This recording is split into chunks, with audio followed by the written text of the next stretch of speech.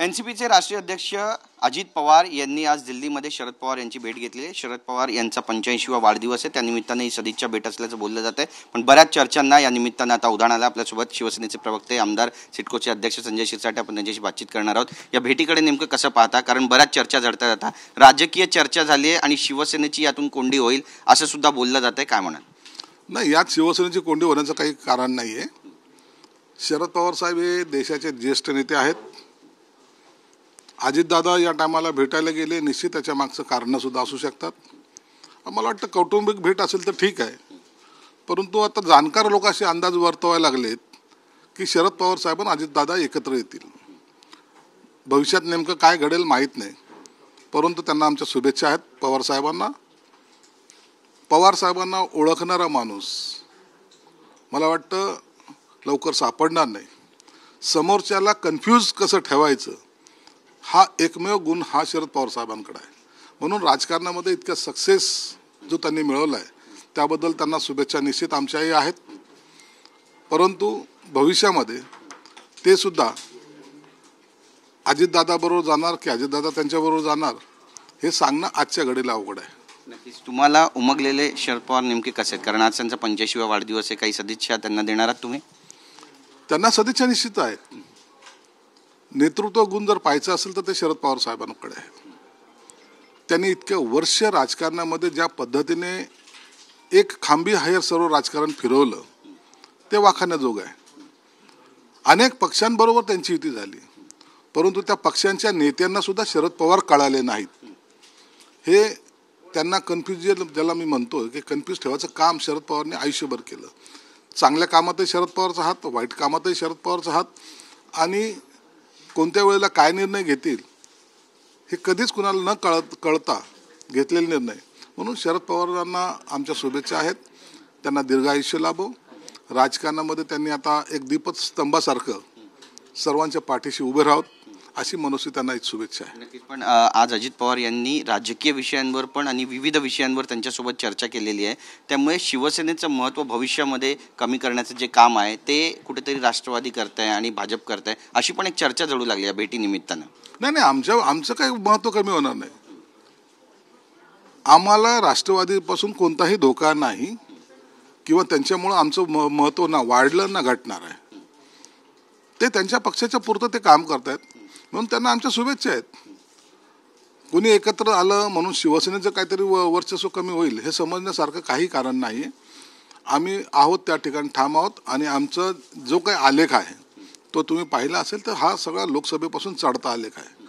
आम्ही मागे हटणार नाही, आम्ही लढणारे लोक आहोत। राज्याचे दोन्ही प्रमुख नेते, मग मुख्यमंत्री देवेंद्र फडणवीस असू द्या किंवा उपमुख्यमंत्री अजित पवार असू द्या, दोघे दिल्लीमध्ये आहेत, पण आणखी एक उपमुख्यमंत्री एकनाथ शिंदे हे ठाण्यातच आहेत। बऱ्याच चर्चा या निमित्ताने घडत आहेत। काही नाराजी आहे का, कुठे काही फिसकटलं आहे का, किंवा बोलवलं नाही आहे का, निमंत्रण नाही का, अशा पण चर्चा घडत आहेत। नाही, असं काहीच नाही झालेलं।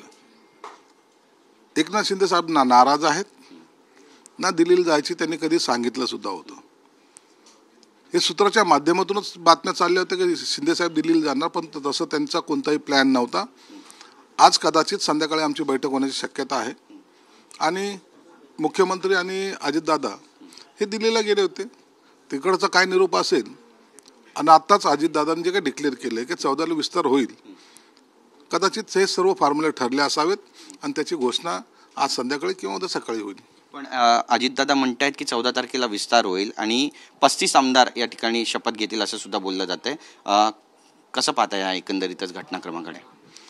ना, अजितदादा बोलले तर सरकारमधले एक जबाबदार आहेत, त्यांनी बोललं याचा अर्थ विस्तार होणार आहे, आणि हे सर्व जर बातम्या त्यांच्याकडे असतील किंवा त्यांच्या चर्चेमध्ये निघल्या असेल तर निश्चित तेवढ्या लोकांचा शपथविधी होईल। पण आता जी माहिती मिळते, सूत्रांकडूनच ही माहिती मिळते, आणि त्यानुसार असं समजतं की गृह खातं आणि अर्थ खातं दोन्ही भाजपकडे राहणार आहेत, आणि त्याऐवजी छोटी जी खाती आहेत ती राष्ट्रवादी काँग्रेस आणि शिवसेनेच्या पदरात पडतील, तर तयारी आहे का तशी?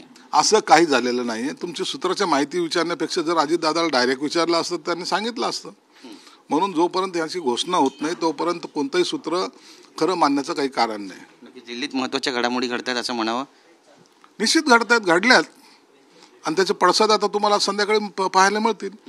म्हणून इकडे आल्यानंतर हे सर्व तिन्ही नेते एकत्रित बसतील आणि त्या संदर्भात घोषणा करतील। राज्यामध्ये जो तणाव निर्माण झाला परभणीमध्ये, ज्या संविधानाचा अपमान झाला, तोडफोड झाली, दुकानाचे होर्डिंग्स तोडण्यात आले, अजूनही परिस्थिती तणावपूर्ण आहे.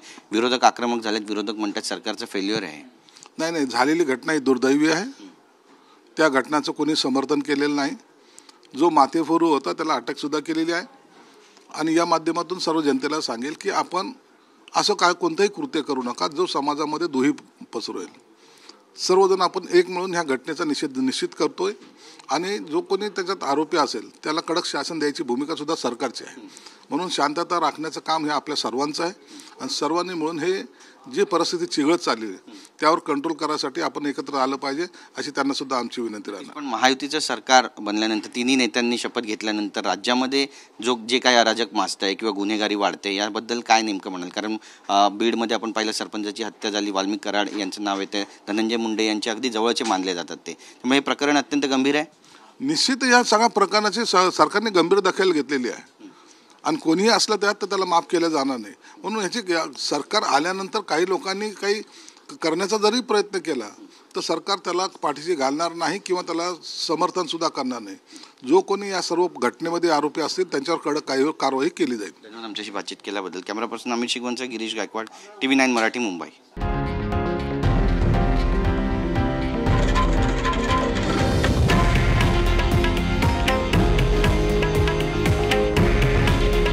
हे आहे देशातील नंबर 1 न्यूज नेटवर्क आणि आपण पाहत आहात TV9 मराठी. काळजी तुमची, हित महाराष्ट्राचं.